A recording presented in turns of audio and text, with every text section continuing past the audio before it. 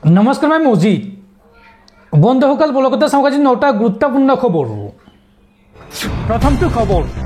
ৰাজ্যবাসীলৈ ভাল খবৰ ৰাজ্যৰ 5 লাখ লোকক নতুনকৈ দিয়া হ'ব ৰেচন কাৰ্ড 14 জুলাই হৈছে আবেদনৰ লাষ্ট ডেট বা অন্তিম দিন আৰু 14 জুলাইৰ পূৰ্বে নতুন ৰেচন কাৰ্ডৰ কাৰণে কৰক আবেদন কিদৰে ক'ত কেনেকৈ কৰিবা আবেদন চাও আহক 14 জুলাই আবেদনৰ লাষ্ট ডেট ৰেচন কাৰ্ডৰ বাবে শীঘ্ৰেই কৰক আবেদন ৰাজ্যত 5 লাখ নতুন হিতাধিকাৰীয়ে লাভ কৰিব ৰেচন কাৰ্ড আৰু ৰেচন কাৰ্ডৰ বাবে পুনৰ নতুনকৈ আবেদন কৰিব পাৰিব ৰাজ্যবাসীয়ে ৰেচন কাৰ্ড নথকা পৰিয়ালসমূহে আজিয়েই কৰক আবেদন অসম চৰকাৰৰ খাদ্য আৰু গ্ৰাহক পৰিক্ৰমা বিভাগে মুকলি কৰিলে প্ৰপত্ৰ নতুন ৰেচন কাৰ্ড লাভৰ বাবে মুকলি কৰা হৈছে দুটাকৈ হেল্পলাইন নম্বৰ দুটা হৈছে ক্ৰমে প্ৰথম নম্বৰটো হৈছে 1800345358 এতিয়াই নোট কৰি ৰাখক এই নম্বৰ দুটা আৰু দ্বিতীয় নম্বৰটো হৈছে 180034536611 আৰু pds.gov.in এই পৰ্টেলত উপলব্ধ হৈছে প্ৰপত্ৰ pds.assam.gov.in এই পৰ্টেলত উপলব্ধ হৈছে ৰেচন কাৰ্ডৰ প্ৰপত্ৰ আৰু কোনে কোনে কৰিব পাৰিব নতুন ৰেচন কাৰ্ডৰ বাবে আবেদন চাও আহক বাৰ্ষিক আয় 4 লাখ টকাতকৈ কম হোৱা পৰিয়ালে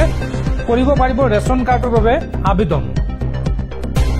আৰু আবেদনৰ বাবে আপোনাক লাগিব মাত্ৰ 6 বিধ নথিপত্ৰ কি নথিপত্ৰ লাগিব চাও আহক আধাৰ কাৰ্ড ভোটাৰ কাৰ্ড ঠিকনাৰ প্ৰমাণপত্ৰ পৰিয়ালৰ সকলো সদস্যৰ ফটো আৰু বেংক একাউণ্টৰ সবিশেষ জমা দিব লাগিব আবেদনকাৰীয়ে লগতে উল্লেখিত নথিৰে শুদ্ধকৈ পূৰণ কৰা প্ৰপত্ৰৰ চি জমা দিব লাগিব পৰ্টেলত লগতে আপোনালোকে সুলভ মূল্যৰ দোকানত গৈ নতুন ৰেচন কাৰ্ডৰ কাৰণে আবেদন কৰিব পাৰিব বা পঞ্চায়ত কাৰ্যালয়ত গৈ নতুন ৰেচন কাৰ্ডৰ বাবে কৰিব পাৰিব আবেদন মনত ৰাখিব 14 জুলাই হৈছে লাষ্ট ডেট পৰৱৰ্তী খবৰ এবিএমচি পিটিকি মাৰিব পৰা সংগঠন নহয় ৰাজ্যিক বিজেপিৰ সভাপতি দিলীপ শইকীয়াক এইবাৰ প্ৰত্যুত্তৰ দিলে এবিএমচিৰ সভাপতি টাইছন হুছেইনে এই সন্দৰ্ভত কয় যে লাফিকুল ইছলাম আহমেদৰ দৰে সংগ্ৰামী হত্যাৰ বুকুৰ কেঁচা খনিতেৰে ৰক্ত ৰঞ্জিত এবিএমচিৰ সংগ্ৰামী ইতিহাস আৰু এবিএমচিক পিটিকি মাৰিব পৰা সংগঠন নহয় এবিএমচি সহজেই মৰি নাযায় ৰাজ্যিক বিজেপিৰ সভাপতি দিলীপ শইকীয়াৰ মন্তব্যৰ প্ৰত্যুত্তৰ এইদৰে দিছে এবিএমচিৰ সভাপতি টাইছন হুছেইনে পৰৱৰ্তী খবৰ ন্যায়ালয়ৰ নিৰ্দেশনা নামানি উচ্ছেদ চলোৱা বিষয়াৰ বিৰুদ্ধে লোৱা হ'ব আইনী ব্যৱস্থা উচ্ছেদৰ বিৰোধিতাৰে আদালতলৈ যাব ধুবুৰীৰ উচ্ছেদিত লোকসকল আৰু উচ্ছেদিতক আইনী সহায়ৰ আশ্বাস সাংসদ ৰকিবুল হুছেইনৰ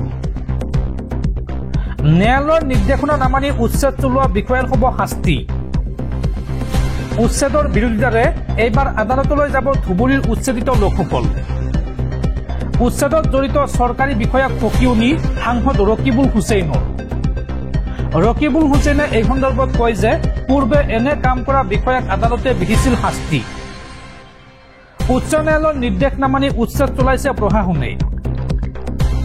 বিলাসীপাৰাৰ উচ্ছেদস্থলীৰ পৰা এইদৰে গৰজি উঠিল সাংসদ ৰকিবুল হুছেইন আৰু লগতে উচ্ছেদিতক আইনী সহায়ৰ আশ্বাস সাংসদগৰাকীৰ দৰ্শকসকল আৰু বহুতো গুৰুত্বপূৰ্ণ খবৰ আছে তাৰ আগতে আপোনাক জনাও যে যদি আপুনি এতিয়ালৈকে এইটো ভিডিঅ'ত লাইক কৰা নাই তেন্তে এতিয়াই ভিডিঅ'টোত লাইক কৰি দিয়ক আৰু এনেকুৱা ধৰণৰ ভিডিঅ'সমূহ নিতৌ চাবলৈ চেনেলটো ছাবস্ক্ৰাইব কৰি কাষত থকা বেল আইকনটো প্ৰেছ কৰি ৰাখক পৰৱৰ্তী খবৰ অগপৰ সৈতে বিজেপিৰ মিত্ৰতা ভংগ মাজুলীত বিজেপিৰ সৈতে মিত্ৰতা ভংগৰ অগপৰ মিত্ৰতাৰ ধৰ্ম পালন নকৰাৰ অভিযোগ বিজেপিৰ বিৰুদ্ধে নিৰ্বাচনত নিজাকৈ প্ৰাৰ্থী দিয়াৰ সিদ্ধান্ত অগপৰ মাজুলী জিলা অগপৰ সভাপতি বজেন গামসম অগপৰ প্ৰাৰ্থী মাজুলী জিলা অসম গণ পৰিষদৰ এই সিদ্ধান্ত উল্লেখযোগ্য যে বিজেপিয়ে যোৱা 10 বছৰে অগপক বঞ্চনা কৰি অহাৰ অভিযোগ উত্থাপন কৰিছে এই দলটোৱে পৰৱৰ্তী খবৰ বিজেপিলৈ গ'লে সকলো ধোৱা তুলসীৰ পাত হৈ পৰে আগতে যিসকলৰ বিৰুদ্ধে ইডি চিবিআইৰ গোচৰ চলি আছিল সেইসকলৰ বিজেপিলৈ গ'লে সকলো গোচৰ নাইকিয়া হৈ পৰে উচ্ছেদক লৈ সকলো নীতি নিয়ম উলংঘা কৰি অসমক মানৱতাৰ বৈদ্যভূমিলৈ পৰিণত কৰিব বিচাৰিছে হিমন্ত চৰকাৰে কংগ্ৰেছক পুনৰ খুৰদাৰ সমালোচনা কৰি এই মন্তব্য কৰিছে এপিচিচিৰ প্ৰাক্তন সভাপতি তথা জ্যেষ্ঠ কংগ্ৰেছী নেতা ভূপেন বৰাই পৰৱৰ্তী খবৰ বিটিআৰক লৈ পুনৰ ডাঙৰ ঘোষণা মুখ্যমন্ত্ৰী হিমন্ত বিশ্ব শৰ্মাৰ মুখ্যমন্ত্ৰী হিমন্ত বিশ্ব শৰ্মাই কয় যে মই এনে এখন বিটিআৰৰ সপোন দেখো যিখন বিটিআৰত কোনো জনগোষ্ঠীৰ লোক দ্বিতীয় শ্ৰেণীৰ নাগৰিক হ'ব নোৱাৰে সকলোৱে যাতে প্ৰথম শ্ৰেণীৰ নাগৰিক হ'ব পাৰে এই মন্তব্য ৰাজ্যৰ মুখ্যমন্ত্ৰী ডক্টৰ হিমন্ত বিশ্ব শৰ্মাৰ পৰৱৰ্তী খবৰ হিন্দুক সংস্থাপন দি কিয় বঞ্চিত কৰিছে মুছলমানক উচ্ছেদিত সংস্থাপনৰ নামত কিয় হিন্দু মুছলমান কৰিছে চৰকাৰে উচ্ছেদৰ বিৰোধিতাৰে এইদৰে লখিমপুৰ কপালে কৃষক মুক্তি সংগ্ৰাম সমিতিয়ে উচ্ছেদিত সংস্থাপন দিবলৈ প্ৰশাসনক বান্ধি দিলে 4 দিনৰ সময় উচ্ছেদিতৰ মাজত যদি বাংলাদেশী আছে তেন্তে চৰকাৰে সেয়া প্ৰমাণ কৰক উচ্ছেদিত সংস্থাপনৰ নামত কিয় হিন্দু মুছলমান কৰিছে চৰকাৰে হিন্দুক সংস্থাপন দি কিয় বঞ্চিত কৰিছে মুছলমানক উচ্ছেদৰ বিৰোধিতাৰে লখিমপুৰত কৃষক মুক্তি সংগ্ৰাম সমিতিৰ উত্তাল প্ৰতিবাদ আৰু প্ৰতিবাদকাৰীয়ে ঘেৰাও কৰিলে জিলা আয়ুক্তৰ কাৰ্যালয় পৰৱৰ্তী খবৰ অখিল গগৈৰে মিত্ৰতা নাকচ কংগ্ৰেছৰ কংগ্ৰেছে শিৱসাগৰ এৰি নিদিয়া ৰাইজৰ দলক হাইকমাণ্ডৰ উদ্ধৃতি দি শিৱসাগৰত এই কৌশলী মন্তব্য জ্যেষ্ঠ কংগ্ৰেছী নেতা দেৱব্ৰত শইকীয়াৰ পৰৱৰ্তী খবৰ প্ৰধানমন্ত্ৰী মোদীয়ে যিসমূহ দেশলৈ যায় সেইবোৰ দেশৰ জনসংখ্যাতকৈ বেছি লোকে আমাৰ ইয়াত জেচিবিৰ খনন চাবলৈ ভিৰ কৰে প্ৰধানমন্ত্ৰী মোদীয়ে মাত্ৰ 10,000 জনসংখ্যাৰ দেশৰ পৰা বঁটা লৈ 140 কোটি ভাৰতীয়ক পাহৰি গৈছে প্ৰধানমন্ত্ৰী মোদীৰ বিদেশ ভ্ৰমণক এইদৰে প্ৰত্যক্ষ পাঞ্জাৱৰ মুখ্যমন্ত্ৰী ভগৱন্ত মানৰ পৰৱৰ্তী খবৰ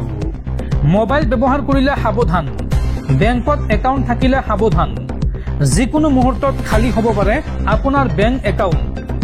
মোবাইলত এই 5টা সংকেত দেখিলেই সাৱধান হৈ যাওক আপুনি খালী হৈ পৰিব পাৰে আপোনাৰ বেংক একাউণ্ট আজিৰ দিনত প্ৰযুক্তি যিমানে আগবাঢ়িছে সিমানে চাইবাৰ অপৰাধৰ মাত্ৰা বাঢ়িছে